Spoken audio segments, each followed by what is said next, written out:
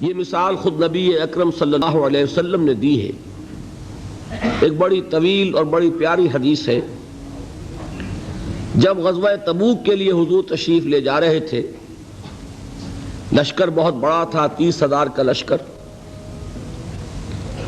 اس وقت ایک موقع ایسا آیا کہ چونکہ رات کو سفر کیا کرتے تھے، عرب میں آپ کو معلوم ہے دن میں شدید گرمی، لہذا جب طویل سفر ہوتا تھا تو زیادہ سے زیادہ کوشش ہوتی تھی کہ رات کے وقت جتنا بھی فاصلہ طے ہو جائے، پھر فجر کی نماز ادا کر کے بھی جب تک دھوپ کی تمازت نہ ہو، جتنا بھی آگے سفر طے کر لیا جائے، جب دھوپ ہو جاتی تھی تو پھر قیام۔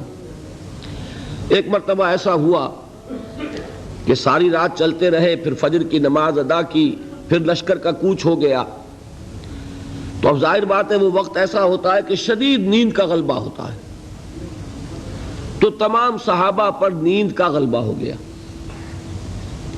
نتیجہ کیا نکلا کہ اب اونٹنیاں جو ہے یا اونٹ جن پر وہ سوار تھے، انہیں گویا کہ آزادی نصیب ہو گئی۔ کسی کا منہ ادھر کو اٹھ گیا ادھر چل پڑی، کسی کا ادھر اٹھ گیا ادھر چل پڑی، کسی کو کیکر کا درخت نظر آ گیا، اس میں کھڑے ہو کر ناشتہ فرمانا شروع کر دیا، اس لیے کہ جو اوپر سوار ہے وہ اونگ رہا، اور لشکر پورا منتشر ہو گیا۔ حضرت معاذ بن جبل رضی اللہ تعالی عنہ یہ راوی ہیں اس واقعے کے اور اس حدیث کے، انصاری صحابی ہیں، اور ان کے شان میں حضور نے یہ الفاظ استعمال فرمائے ہیں کہ اعلمہم بالحلال والحرام معاذ بن جبل، میرے صحابہ میں حلال اور حرام کے احکام سے سب سے بڑھ کر واقف معاذ بن جبل ہے۔ یعنی فقہی معلومات ان کی بہت تھی۔ اللہ نے جیسا میں نے کل عرض کیا تھا، ہر چیز کا اپنا ایک تقاضا ہوتا ہے۔ کسی کا فلسفیانہ ذہن ہوتا ہے، اسے قانون سے دلچسپی نہیں ہوتی، کسی کا قانونی ذہن ہوتا ہے، اسے فلسفے سے دلچسپی نہیں ہوتی۔ تو حضرت معاذ بن جبل رضی اللہ تعالیٰ عنہ کو قانون اور احکام سے بڑی دلچسپی تھی، تو حضور نے فرمایا اعلمہم بالحلال والحرام معاذ بن جبل۔ انہی کو عامل بنا کر حضور نے یمن بھیجا تھا۔ تو جو گفتگو اس وقت ہوئی تھی وہ بہت اہم ہے فقہی اعتبار سے، کہ اجتہاد کے لیے وہی دلیل ہمارے ہاں، وہی حدیث جو ہے بطور دلیل بیان ہوتی ہے۔ حضور نے فرمایا معاذ تمہیں میں یمن بھیج رہا ہوں، کوئی معاملہ پیش آئے گا تو کیا کرو گے؟ عرض کیا کہ حضور اللہ کی کتاب کی طرف رجوع کروں گا، جو حکم ملے گا اس کے مطابق فیصلہ کروں گا۔ آپ نے دریافت فرمایا اگر اللہ کی کتاب میں کوئی واضح حکم نہ ملے تو کیا کرو گے؟ تو عرض کیا کہ حضور پھر میں آپ کے فرامین، آپ کے فرمودات جو بھی میرے علم میں ہیں ان کی طرف رجوع کروں گا، اس کے مطابق فیصلہ کروں گا۔ پھر تیسری مرتبہ سوال کیا اگر میری بھی کوئی بات تمہارے علم میں نہ ہو پھر کیا کرو گے؟ تو عرض کیا ثم اجتہد، پھر میں اجتہاد کروں گا۔ تو حضور نے شاباش دی کہ یہی طریقہ ہے، یہیں سے وہ لفظ اجتہاد چلا ہے، اور اجتہاد کے لیے جو دلیل ہے نقلی منقول حضور سے وہ یہی حدیث ہے۔ بہرحال یہ تعارف ہو گیا حضرت معاذ بن جبل کا۔ وہ راوی ہیں، وہ فرماتے ہیں کہ بقیہ تو سب لوگ جو ہیں اونگ رہے تھے اور لشکر منتشر ہو گیا تھا، لیکن میں خاص طور پر حضور کے ساتھ ساتھ لگا رہا۔ حضور کی اونٹنی چل رہی ہے، میں نے بھی اپنی سواری کو ساتھ لگائے رکھا۔ اس کی وجہ تھی کہ تخلیہ میں ایک بات پوچھنا چاہتے تھے حضور سے، تو اس کے متلاشی تھے، لہذا اب آدمی جب اس کو ذہن پہ کوئی ایک ارادہ ہو تو اونگ نہیں آئے گی نا، لہذا وہ جاگ رہے ہیں، پوری طرح ہوشیار ہیں۔ حضور کی اونٹنی چلی جا رہی ہے، اور آپ جب اونٹ پر سوار ہوتے تھے تو ایک کجاوا سا ہوتا تھا، پردے ہوتے تھے اس پر، تو حضور اپنے ان پردوں میں ہیں۔ اچانک حضور کی اونٹنی نے ٹھوکر کھائی، اس سے وہ بدکی، ساتھ ہی چونکہ اونٹنی بالکل برابر چل رہی تھی حضرت معاذ کی، وہ بھی بدک گئی۔ اب یہ جو ایک گڑبڑ ہوئی تو حضور نے اپنے اس ہودج کا پردہ اٹھایا اور چاروں طرف دیکھا تو نظر آیا کہ پورا لشکر منتشر ہو چکا ہے، فارمیشن نہیں ہے، اور صرف معاذ ہے قریب۔ تو آپ نے پکارا یا معاذ۔ اب انہیں اور کیا چاہیے تھا؟ اسی وقت کے لیے تو یہ سارا انہوں نے اہتمام کیا تھا۔ انہوں نے عرض کیا لبیک یا رسول اللہ، میں حاضر ہوں اللہ کے رسول۔ حضور نے پھر آواز دی ادنو دونک اور قریب آ جاؤ، قریب ہوئے، ادنو دونک اور قریب آ جاؤ، یہاں تک کہ الفاظ یہ ہیں کہ دونوں اونٹنیاں ایک دوسرے سے مس کرنے لگیں، بالکل برابر برابر۔ حضور نے فرمایا معاذ سے رضی اللہ تعالی عنہ کہ میں نہیں سمجھتا تھا کہ لشکر اس طرح منتشر ہو گیا ہوگا اور لوگ مجھ سے اتنے فاصلے پر ہوں گے۔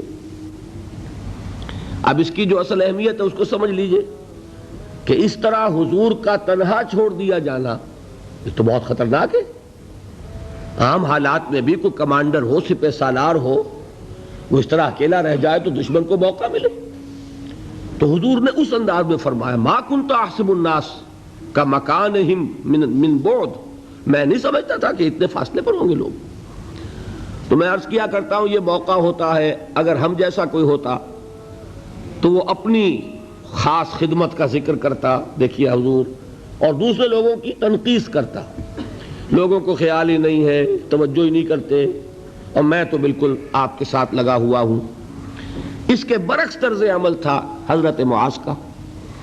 انہوں نے عرض کیا حضور لوگ رات بھر جاگتے رہے ہیں، اب نیند کا اثر ہو گیا ہے، تو فی اثر الدلجہ، اس کی وجہ سے لوگ اونگ گئے ہیں، تو اونٹنیاں جو ہے اب آزاد ہو گئی ہیں۔ اب اس کا جواب سنیے، حضور نے بھی کوئی تکلف فرما کر اپنے آپ کو سپر ہیومن کی حیثیت سے پیش کرنے کی کوشش کبھی نہیں کی۔ آپ نے فرمایا وَأَنَا كُنْتُ نَاعِسًا، ہاں میں تو خود بھی اونگ رہا تھا صلی اللہ علیہ وسلم۔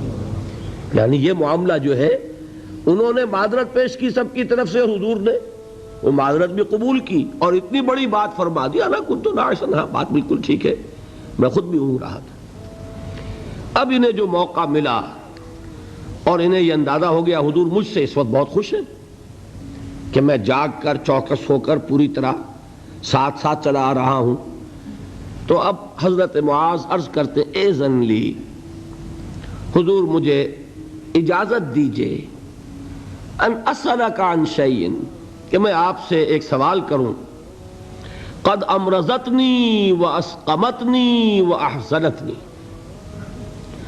جس نے مجھے نہایت دلگیر کر دیا ہے، غمگین کر دیا ہے، نہایت مجھے مریض کر دیا ہے، یعنی ایک ایسی دھن مجھ پر سوار ہے، میں سوچ سوچ کر بیمار ہو گیا ہوں۔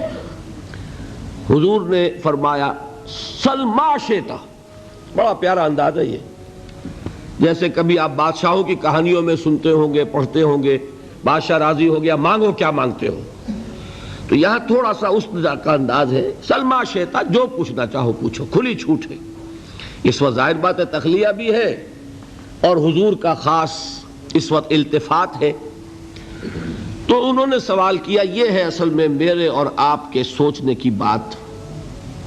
صحابی ہیں، صحابہ میں اس درجے کے حامل ہیں کہ حضور نے سپرلیٹو ڈگری استعمال کی ہے خاص اعتبار سے، افعل التفضیل اعلمہم بالحلال والحرام معاذ بن جبل، صحابہ میں حلال اور حرام کے سب سے زیادہ جاننے والے معاذ بن جبل ہیں۔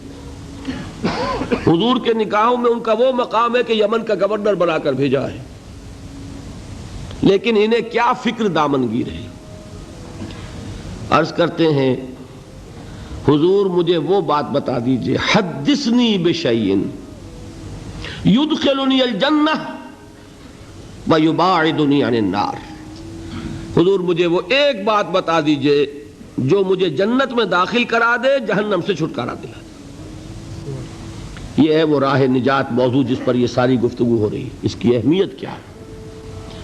انہوں نے یہ نہیں سمجھا کہ ہمارے لیے تو نجات ٹیکن فار گرانٹڈ ہے، ہمارے لیے تو جنت میں سیٹ ریزرو ہے، ہم محمد کے صحابی ہیں صلی اللہ علیہ وسلم، ہمارے لیے کیا سوال، محاسبہ ہوگا اوروں کا ہوگا، جزا سزا ہوگی اوروں کو ہوگی، نہیں۔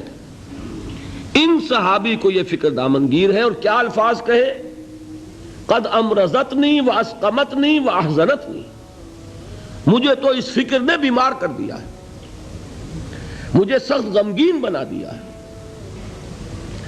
مرض اور سقم، سقیم، انی سقیم، یہ معلوم ہوگا آپ کو، بیمار کو کہتے ہیں، اور مرض تو ہے قد امرضتنی واسقمتنی واحزنتنی۔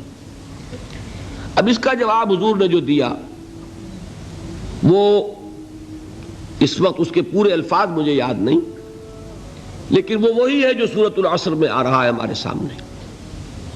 شہادت دو اللہ کے سوا کوئی معبود نہیں اور میں اس کا رسول ہوں، اس پر جم جاؤ، اور اللہ کے ساتھ شرک ہرگز نہ کرو، اور اسی پر تمہاری موت واقع ہو جائے، تم جنت میں داخل ہو جاؤ۔ اچھا، جواب تو مل گیا۔ اب شرک کے معنی کیا ہے وہ ایک تقریر مکمل ہوگی، صرف یہ ہے کہ ان الفاظ میں تو یوں سمجھیے نہ کہ مضامین کے دریا ہیں جو کوزے میں بند کیے گئے۔ جو بات اس وقت مجھے بتانی تھی وہ یہ تھی۔ اس کے بعد اب حضور خود ایک سوال کرتے ہیں، یعنی میں کہا کرتا ہوں کہ اب دریائے سخاوت جوش میں ہے، تم نے جو پوچھا تھا پوچھ لیا، میں نے جواب دے دیا۔ افلا ادلک یا معاذ، تو اے معاذ کیا میں تمہیں یہ نہ بتاؤں براس ھذا الامر وعمودہ وذروۃ السنام منہ، کہ یہ جو دین ہے ہمارا، اس کی جڑ کیا ہے، اس کا تنا کیا ہے، اس کی چوٹی کیا ہے۔ میں نے عرض کیا تھا نا کہ حضور نے تمثیل اختیار کی ہے کہ دین میں کیا پہلے ہے کیا بعد میں ہے، کس کی حیثیت جڑ کی ہے، کس کی حیثیت تنے کی ہے، کس کی حیثیت چوٹی کی ہے۔ جب تک کہ اس کا فہم حاصل نہیں ہوگا، ہو سکتا ہے کہ بنیادی باتیں آپ نظر انداز کر رہے ہوں اور ثانوی اور غیر اہم باتوں کو آپ بڑی مضبوطی سے تھام کر بیٹھے ہوئے ہوں۔ اسی کو کہا تھا حضرت مسیح علیہ السلام نے یہودی علماء پر تنقید کرتے ہوئے کہ تم مچھر چھانتے رہتے ہو اور سموچے اونٹ نگل جاتے ہو، بڑے بڑے گناہ تو کر رہے ہو اور چھوٹی چھوٹی باتوں کے اوپر دست و گریبان، مناظرے اور جھگڑے۔ یہی حال ہمارا ہے آج۔ سود جیسا گناہ، اس میں پوری قوم ملوث۔ جھگڑا کس پر ہو رہا ہے کہ رفع یدین ہے یا نہیں ہے، ہاتھ یہاں بدیں گے یا یہاں بدیں گے، اس پر تو جھگڑے ہیں۔ من دیگرم تو دیگری، اس پر فرقے بازی۔ لیکن سود، رشوت، حرام خوری، یہ سب کر رہے ہیں۔ حالانکہ یہ ہے جڑ کی بات، وہ ہے ثانوی بات۔ اسی کو کہا کرتے ہیں کہ اشرفیاں لٹیں اور کوئلوں پر مہر۔ کس قدر حماقت ہے، اشرفیوں کی حفاظت نہیں ہو رہی، کوئلوں کی حفاظت ہو رہی۔ یہ کیوں ہوتا ہے؟ سینس آف پروپورشن نہیں رہتا، کس چیز کی کیا اہمیت ہے، نسبت و تناسب درست ہے، دین میں جڑ کیا ہے، تنا کیا ہے۔ اب یہ تشریح حضور نے فرمائی اور اس کے لیے تمثیل اختیار فرمائی، وہ کس سے کی ہے؟ وہ درخت کی ہے۔ درخت کی ایک جڑ ہے، درخت اس پر کھڑا ہے، غذا وہاں سے مل رہی ہے، جڑ سوکھ جائے گی درخت سوکھ جائے گا۔ پھر تنا ہے، پھر اس کے اوپر چوٹی ہے۔ درخت جو آپ لگاتے ہیں، فرض کیجئے آم کا درخت لگایا تو کیا جڑ کے لیے لگایا یا تنے کے لیے لگایا؟ آپ نے تو درخت لگایا ہے آم کے لیے، آم لگتا ہے چوٹی پر جا کر، لیکن جڑ کے بغیر تنا نہیں، تنے کے بغیر چوٹی نہیں، چوٹی نہ ہو تو آم نہیں۔ اس تمثیل کو ذہن میں رکھیے کہ آپ نے فرمایا افلا ادلک یا معاذ، اے معاذ تم نے جو سوال کیا وہ تو میں نے جواب دے دیا، مزید کیا میں تمہیں یہ نہ بتاؤں کہ براس ھذا الامر، اس کی جڑ کیا ہے، وعمودہ، اس کا تنا کیا ہے، اور ذروۃ السنام منہ، اس کی چوٹی کیا ہے۔ حضرت معاذ کو کیا کہنا تھا اس کے جواب میں؟ بے ابی انت و امی یا رسول اللہ فقلنی، حضور مجھ پر، آپ پر میرے ماں باپ قربان ہو، ضرور فرمائیے، اور کیا چاہیے۔ اب آپ نے فرمایا راس ھذا الامر شہادت ان لا الہ الا اللہ محمد رسول اللہ، کلمہ شہادت اس کی جڑ ہے۔ وعمودہ، اور اس کا تنا کیا ہے؟ اقام الصلاۃ و ایتاء الزکاۃ، نماز کا قائم کرنا، زکوٰۃ کا ادا کرنا۔ اور اس کی چوٹی کیا ہے؟ وضربۃ السنام منہ الجہاد فی سبیل اللہ۔